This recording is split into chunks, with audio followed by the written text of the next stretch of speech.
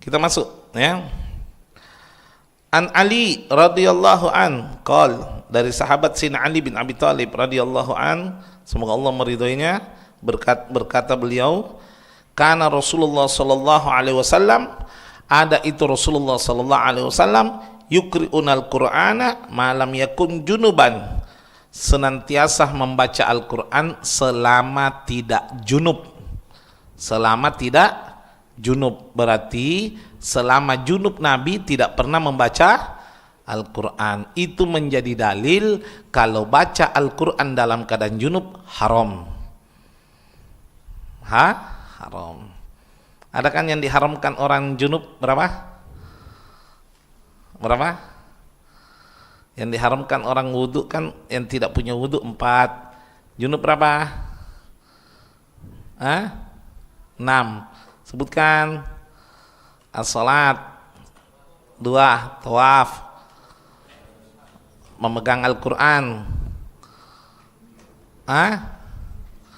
wa qiraatul Quran, apa lagi? Wa hamluhu, membawa Al-Quran, apa lagi? Wa lubsu fil, berdiam di masjid. Ya, itu 6 perkara diharamkan orang junub. Subhanallah. Karena junub itu berasal dari bahasa Arab janabaya junubu, junuban. Apa artinya? Jauh dari malaikat. Artinya ba'idun an rahmatillah, jauh dari rahmat Allah. Makanya orang junub disunnahkan ambil air wudhu. Ambil air wudhu untuk apa? Supaya menghilangkan tadi itu kemakruhannya. Jadi tidak lagi jauh dari rahmat Allah. Makanya kalau ada orang junub mau tidur ya wudu. Jangan sampai wafat dalam keadaan junub. Itu bahaya itu. Minimal wudu. Kalau ada wudu tidak ada masalah itu. Ya. Habib, Nabi baca Al-Qur'an. Iya, Nabi baca Al-Quran bil hifid, dengan hafalan. Kenapa Nabi tidak membaca secara langsung? Karena Nabi itu buta huruf. Nabi julukannya Al-Ummi. Apa Al-Ummi? Buta huruf. Akan tetapi dengarkan baik-baik, buta hurufnya Nabi bukan karena bodoh. Salah satu sifat Rasul apa? Fatonah? Cerdas. Tidak mungkin Nabi bodoh, karena tidak jadi Nabi kalau tidak fatonah. Lalu kenapa Nabi buta huruf? Itu salah satu strategi Allah untuk menjaga keyakinan umat bahwa Al-Quran bukan buatan Nabi Muhammad SAW. Kalau Nabi pintar membaca, Nabi otomatis pintar menulis. Kalau Nabi pintar menulis, maka orang-orang akan mengatakan Al-Quran dibuat oleh Nabi. Sehingga Allah sengaja membuat Nabi tidak tahu membaca dan tidak tahu menulis. Maka orang-orang kafir Quraisy sepakat. Apa kata Abu Lahab? Mustahil Al-Quran dibuat Nabi. Kata istrinya Hindun, kenapa kau mengatakan demikian? Bagaimana mungkin Nabi membuat Al-Quran, sedangkan Nabi jangankan menulis, membaca saja tidak bisa. Bayangkan itu. Jadi hebatnya strateginya Allah ya. Karena kalau Nabi bisa menulis, bisa membaca, jadi tuduhan, oh Al-Quran itu karangannya siapa? Nabi. Subhanallah. Jadi jangan sampai ada umatnya Nabi Muhammad, saya ini tidak bisa kak mengaji karena saya kucontoh Nabi Muhammad. Lain, Nabi Muhammad itu mukjizat. Kalau kau beleng-beleng, lain ya. Kalau Nabi tidak tahu baca Quran itu mukjizat. Tapi kalau umatnya Nabi Muhammad tidak tahu baca Quran, itu karena kebodohan, kemalasan. Na'udzubillahi min dzalik. Jangan disamakan ya, jangan disamakan.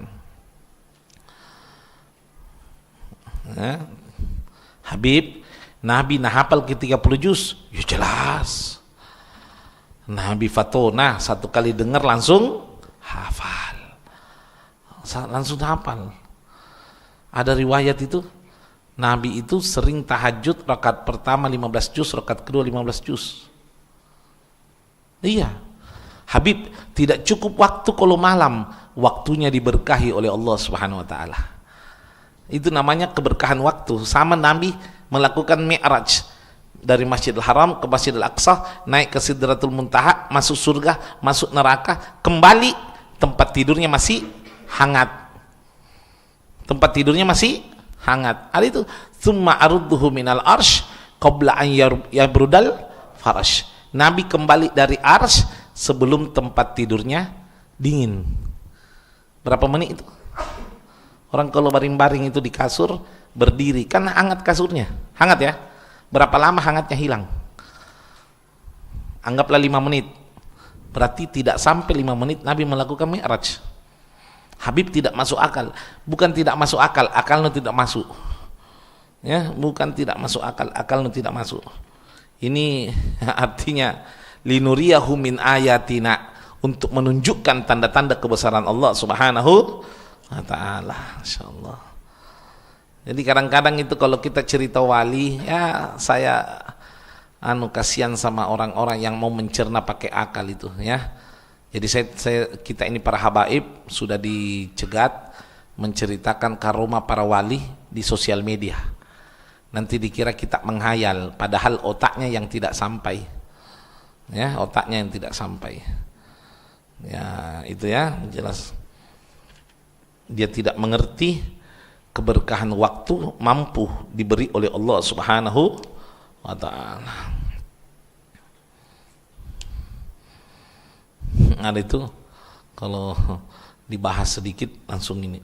Jadi jangan lagi, jangan bahas keberkahan karomah wali di sosial media, jangan. Nanti jadi omongan, ya. Anak santri besok-besok jadi mubalik. Kalau mau bahas karomah wali sesama murid saja. Kalau mau bahas di sosial media hati-hati. Jadi gunjingan bagi orang-orang Wahabi yang tidak mengerti karomah wali itu.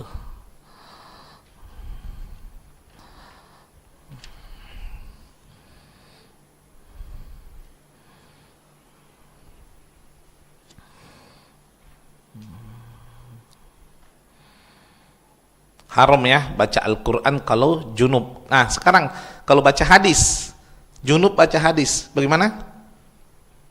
Boleh tapi makruh. Boleh tapi makruh. Baca Al-Quran haram, baca hadis makruh. Boleh tapi makruh.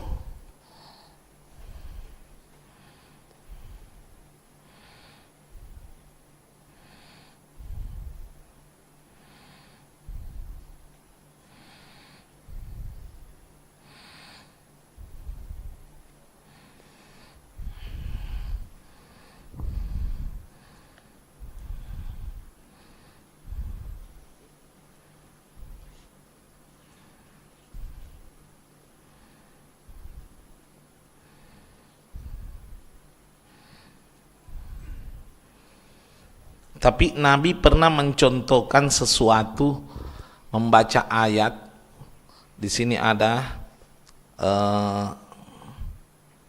Abu Ya'la an Ali radhiyallahu an, ra'aitu Rasulullah sallallahu alaihi wasallam tawadda'a summa qara'a syai'an minal Qur'an thumma qala hakadha liman laisa bijunubin fa ammal junub fala wala ayah.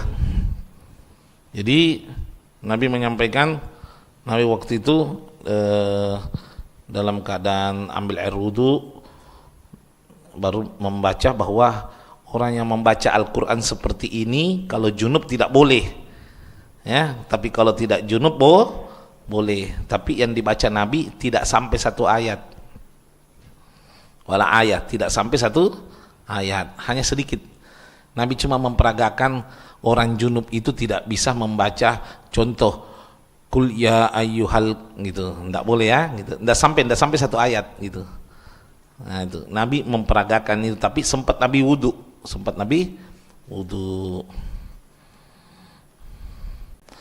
Namun sebagian juga mengatakan boleh baca Quran bagi junub kalau litabarruk au litahfidhi nafsi, untuk keberkahan. Apa contohnya? Orang junub mau makan. Biasa kan orang junub makan itu. Kalau mau makan apa? Baca apa? Bismillah. Bismillah itu Al-Quran atau bukan? Nah, ya kan? Al-Basmalah ayatu minal Fatihah. Basmalah itu bagian dari Fatihah. Berarti kalau orang junub baca Bismillah, kan berarti baca Al-Quran. Bagaimana?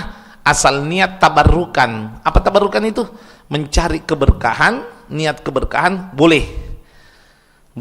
Atau tahfidz ala nafsi, tafsir nafsi, untuk menjaga dirinya. Mau tidur baca ayat kursi.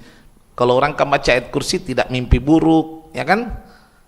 Tidak mimpi ketemu wahyu, tidak mimpi ketemu satu tidak mimpi buruk. Jadi kalau mau tidur baca ayat kursi, Bismillahirrahmanirrahim, Allahu la ilaha illallahul hayyul qayyum la ta'khudhuhu. Ini kan junub. Bagaimana? Tidak ada masalah. Untuk penjagaan boleh. Penjagaan boleh. Itu tabarruk tuh ya, tabarruk ya. Atau misalnya lagi junub, anaknya demam, nah pegang kepalanya anaknya, seraya membaca Qul ya naru kuni bardan wa salaman ala, nah ganti namanya Ibrahim jadi nama anaknya. Qul ya naru kuni bardan wa salaman ala Fatimah misalnya. Qul ya naru kuni bardan wa salaman ala Muhammad. Itu kan niatnya supaya dianugerahkan dingin, hilang panasnya gitu. Nah, bagaimana? Tabarruk Al-Qur'an boleh. Ya, boleh. Jelas ya? Niat tabarruk atau litahfidz. Dan Nabi di sini juga ada niat ditarbiyah, lakin la ayah, tidak sampai satu ayat untuk mengajar. Namun tidak sampai satu ayat.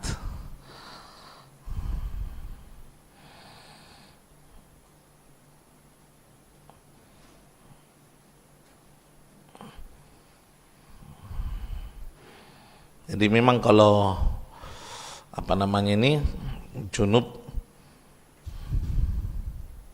subhanallah ya, subhanallah. Artinya sebaiknya jangan lama-lama junub. Ada sampai itu Syekh Abdurrahman Bajalban itu kalau sholat tarawih tidak mampu langsung 20 rakaat, tidak bisa. Sholat tarawihnya bagaimana? 4 rakaat, berhenti lagi 4 rakaat. Jadi maksudnya gini, 2 salam, berhenti lagi. Sebentar, 2 salam, berhenti lagi sampai 20. Kenapa? Kalau nalanjuki, beliau mengatakan kalau saya panjangkan sholatku keluar sperma. Karena taladzuk bis sholah, memperoleh kenikmatan dalam sholat. Subhanallah. Karena sudah memperoleh kenikmatan. Nah ini karomah wali lagi, keceplosan lagi saya ini. Ini ada kan itu banyak itu di mana ini, dekatnya mana ini, sakaratul maut, sudah meninggal diangkat, mau dimandi celananya keluar sperma. Waktu dimandi celana keluar sperma. Kenapa? Ketika sakaratul maut Allah kasih kenikmatan sehingga rasa sakaratul maut dihilangkan oleh Allah. Macam-macam ya. Tapi bagaimana itu junub nih? Kalau mati nih layuh kamu syekh, tidak dihukumi sesuatu. Selesai udah. Ya, insyaallah. Ya Rabb.